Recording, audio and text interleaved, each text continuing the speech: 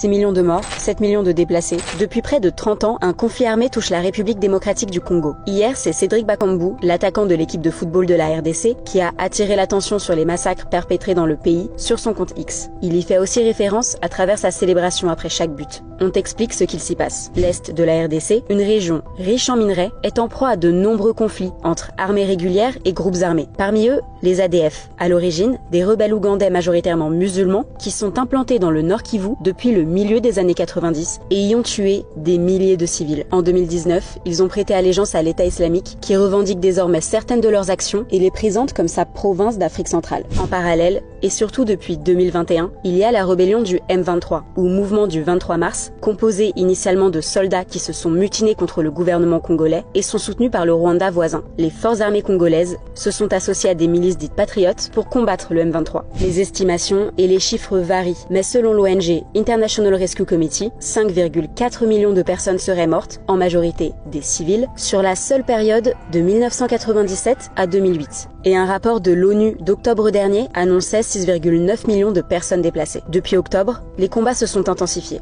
Vendredi dernier encore, un engin explosif a fait au moins 2 blessés près de Goma, une ville de l'Est de la RDC. Les médias locaux ont accusé le M23 d'en être à l'origine.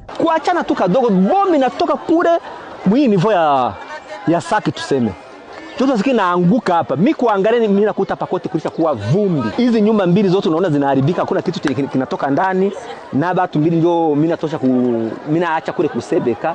Sijui kama kuko wengine ba pembeni wenye barimia wenye hatuyajua. Dans ce contexte de crise, la MONUSCO, mission de l'Organisation des Nations Unies pour la stabilisation en RDC, se retire progressivement du pays. Kinshasa demande le départ de cette mission, présente depuis près de 25 ans dans le pays, car jugée inefficace pour protéger les civils face aux groupes armés. Le plan de désengagement de la MONUSCO des 3 provinces où elle est encore déployée a été adopté en décembre. La première phase concerne le Sud Kivu, d'où les casques bleus devraient être partis d'ici fin avril.